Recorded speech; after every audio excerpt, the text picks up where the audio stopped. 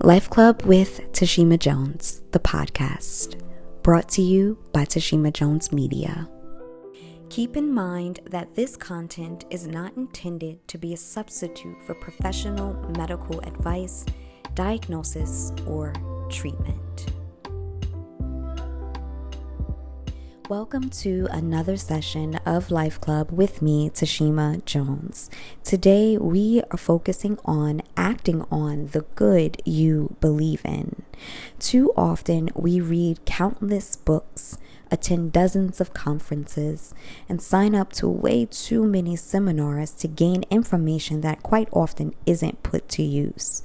Sure, gaining information is helpful in shifting one's mindset, but it's not as helpful if the new mindset doesn't influence one's actions. Get your pens and journals ready as we dive into changing our lifestyles by changing our behaviors right here on Life Club. As always, when we know the definition of a thing, we are better equipped to using it properly. Today's terms are exchange. Exchange is to alter, make different, or to change. It is also associated with substituting one thing for another. Next, we have mindset. Mindset can be seen as habits of the mind formed by meditation and oftentimes previous experiences. And last but not least, we have lifestyle. Early on, a lifestyle referred to a person's basic character as established by early experiences or childhood. It is also associated with a way or style of living. As we consider acting on the good we believe in, we have to recognize that doing begins with thinking. To have thoughts is one thing, but to think on those thoughts is another. When we think on a thought, our emotions and our imagination are activated, so much so our physical body naturally responds. Consider when you encounter a joyful thought. Thinking on that thought generates an image in the mind and an emotional response of, let's say, excitement.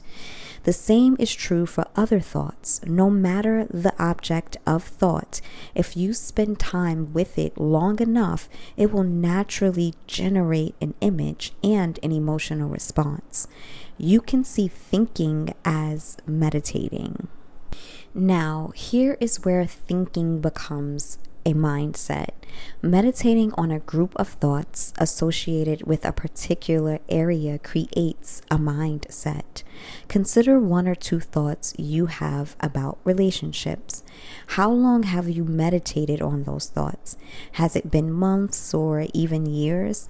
If you pay close attention, you will see how those thoughts created the mindset you have on relationships. Meditation shapes your perspective, which can also be seen as belief.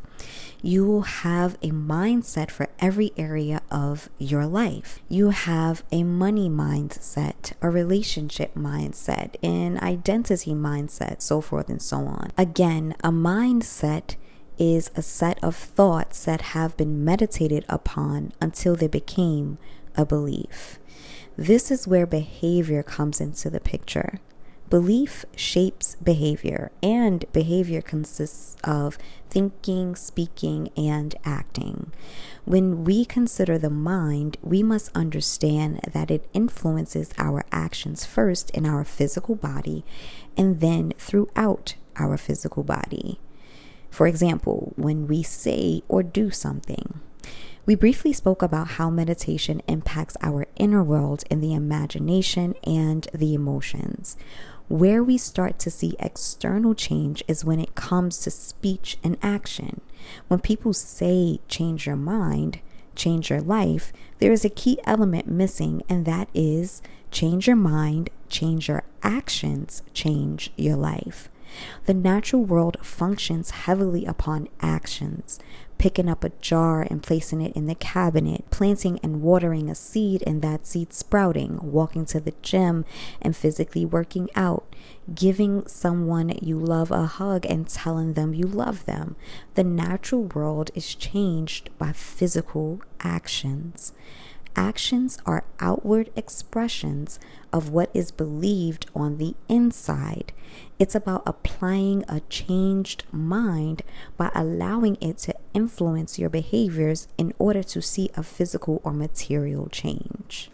Many may say you cannot go where your mind hasn't been. And to add upon this concept, you can't go where your feet don't travel. Now, it can be scary because you've never been to this newness before. You may have never experienced this much confidence or had this much abundance and been leading this many people. This is the point where many may feel ill-equipped or hesitant in stepping over that threshold from where they once were to where they actually are called to be. That can be scary, not because you are afraid, but because of the vast uncertainty that may be staring back at you. I must take a moment to say it is very possible to have thoughts that don't align with your mindset. And based on the nature of your thoughts and the nature of your mindset, you may have to either resist the thoughts or change your mindset. Now, back to uncertainty. Ask yourself this. Is the uncertainty worth forfeiting the potential good that rests ahead of you? Is the tension of now worth more than the potential of abundance that awaits you? These are the questions to consider when you find yourself at the crossroads of things and you remaining the same or embarking on a newness you've never experienced. When we seek change in our lives, we don't always realize that this desire requires letting go of the old. It's almost as if many people want things to stay the same and change at the same time. But new denotes something other than what is or what was. New requires change. It also requires an exchange of old patterns of thinking and behaving for the new patterns of thinking and behaving that suit a new lifestyle and a new you. Here is your life work. Based on this session, set aside at least 10 minutes to complete and reflect on the following. Choose a particular subject, such as relationships. Consider 1 to 3 consistent thoughts you have about this area. Consider the mindset you have about this area or the overall perception you have of it. Then answer the following. Are the thoughts what you desire and actually believe? Does your mindset or perception align with the thoughts?